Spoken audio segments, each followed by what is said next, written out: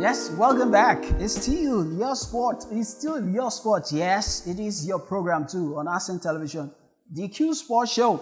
That is where we are right now. And we move. Let's start from Africa now. We are back in Africa because actually we are transmitting from Africa. So let's talk about the All Africa Snooker and Six Red tournament. It's going to be the latest is sometime in June.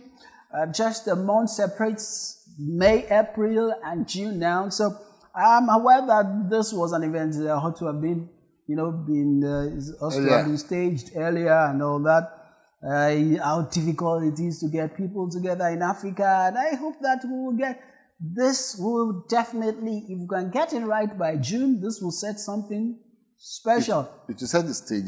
Set the stage, and it becomes a special in event. Africa, it's such an effort to put together any particular event, especially when I classify it as an intercontinental event because of the logistic complexities.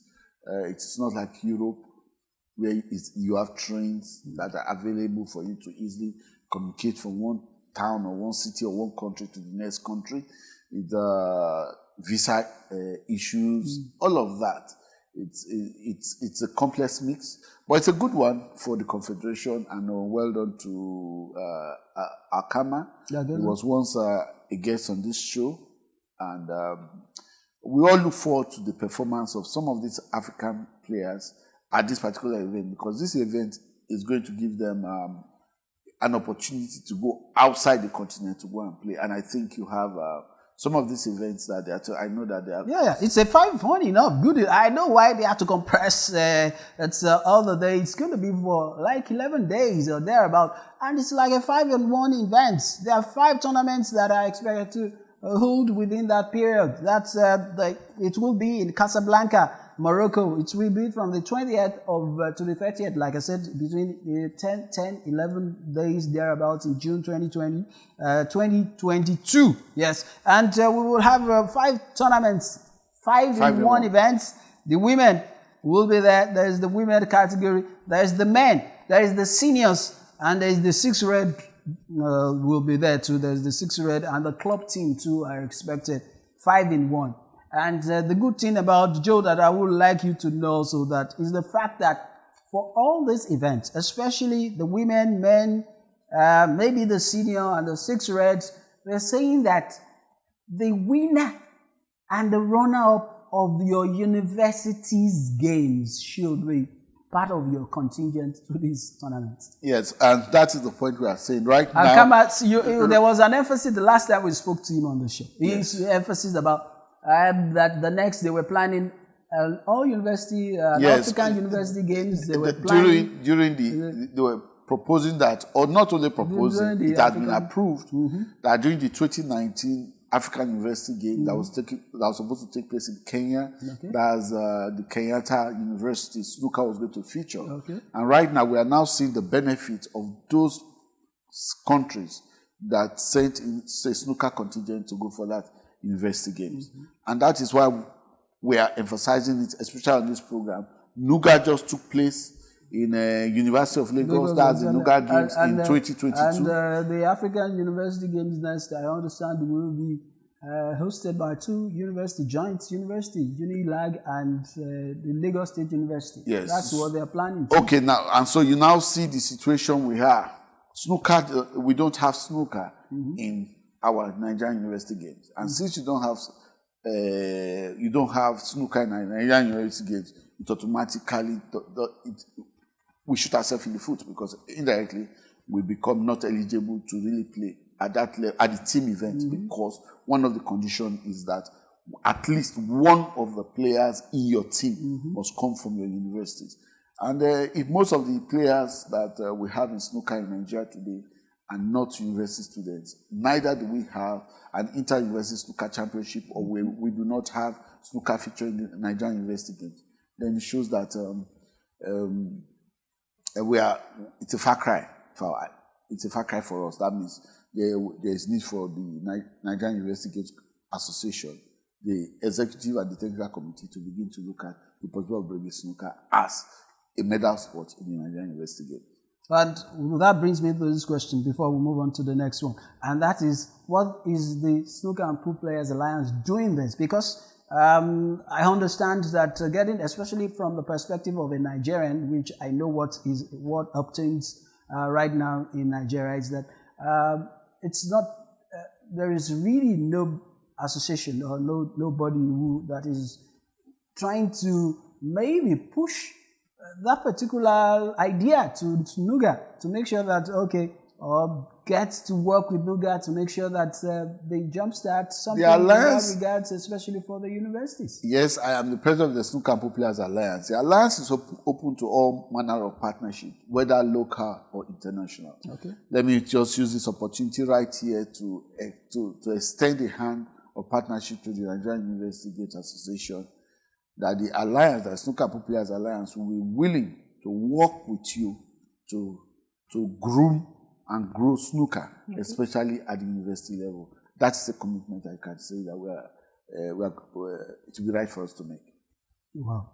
I think that's fantastic. And hopefully, maybe in the subsequent edition too, we will have the Muhammad Al-Kamad, the president of the African Billiard and Snooker Confederation, joins us on the show once again so that we can focus on the All African Snooker and Six. And one other thing I think would have been nice is if we can do a virtual call to either the president of the Nigerian University Games Association on this program, so that we can have a chat with them and send him out and use this opportunity. We can talk to I think they have a media officer, right? Yes, yes. They have a media officer. So if we have a media, who also doubles as the acting secretary general. That who is now doubly at the acting secretary general. So we can reach out to her to either to act like a virtual, join us here in the studio via Skype or via Zoom. Okay. And we can put some questions to them and let us get to know what they are thinking is, especially for the sport. Fantastic. I think this is good. And we'll work towards that. Count on us to make that happen on the show, because, we brought some international voices. And if we can do that, we should be able to talk to the ones we have locally too as well. So that's it. From there, let's talk about the fallout of the Dubai Open. The Chinese 8-ball Dubai Open, and the experience of, I don't want to say the horse's mouth. We could hear from the horse's mouth. But from what I've seen so far, I hope that Christopher Abiodun will join us on the show. And very soon I'm going to talk to him. But there's something I've seen. I've seen that there's something about Christopher after that experience. Some things has changed. Lessons learned. Christopher has gone. He has come. He has experienced it. Some of the things he has shared with us are mind-boggling. Okay. Mind-boggling. Some of the things he has shared with us, he did share with us that one of the matches, a player beat him 7 balls back to back, just ran the balls, and some other things he has shared with us is the commitment that I won't use the word Arabs, that Dubai, the UAE, the commitment they have towards the development of Q Sports. Wow. He talked about that he visited the Dubai Snooker Club, and there he saw 10 snooker tables, 10 snooker tables, well laid out, well maintained. And he saw the way the players were practicing and playing. He said, it was just an experience to behold. Wow.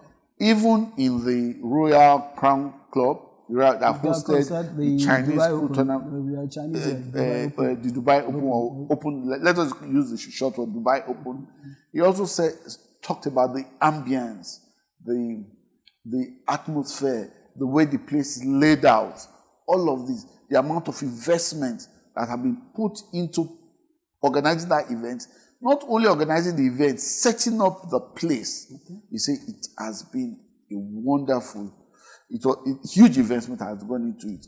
And I think he will come. Exactly. He will be a guest here so that we can hear from the office mouth himself about what experience. But something he told me, he said, look, Joachim, no game again for him. There is no match he will play, whether on the table, whether during practice. Every game for him, he will be so serious because he has seen that the more you practice, your disposition, let me use that word, your disposition to the game helps your performance at the right time. And that is when it comes to competition. All right. Fantastic. Hopefully, we will be having Christopher Abiodun on the show. And sometime very soon, we're working towards that. Maybe after this particular one, we should have the Christopher Abiodun talk to us on the show. And before we wrap things up, I know that the Snooker and Pool Players Alliance is working on maybe the top 4 tournaments, really, because and I hope Christopher is in the mix so that he can teach some of these other players the latest. Yes, the top 4, like I said in the second half of the year, that's coming sometime from August downwards. Okay. We are going to have quite a number of events taking place, especially in Nigeria. There are going to be local tournaments. We are going to bring back the top 4, especially for Chinese pool. The top 4 is going to come back. The English pool, 8-ball, black ball, 8-ball, it's going to come back. The Taba will come back.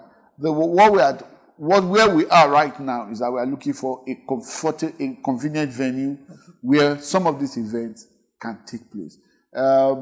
With Christopher Abiodun's experience at the Dubai Open, I think it's important that it's enough reason or enough proof for us it tells us that what the Alliance is doing is the right way to go.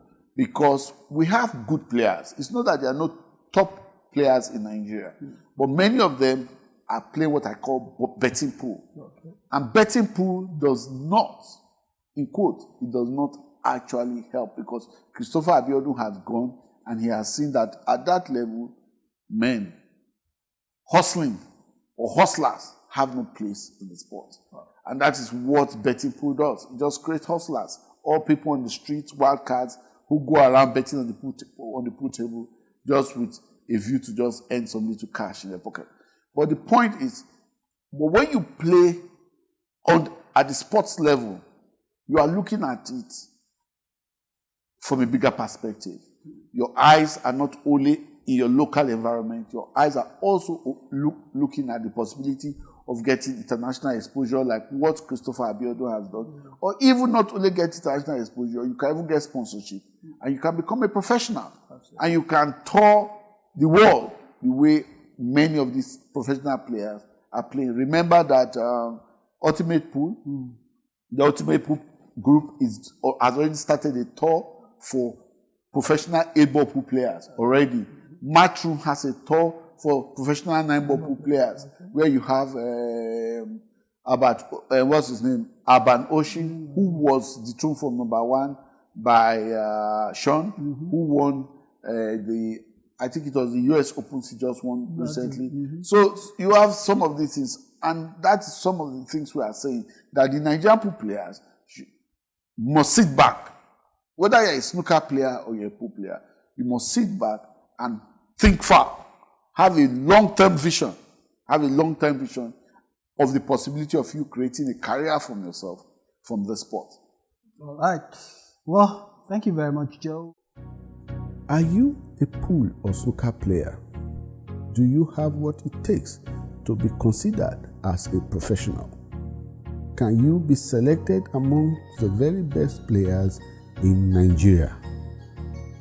Join the Snooker and Pool Players Alliance to play in the following tournaments: Top 4 Pool Series and Top 4 Snooker Series.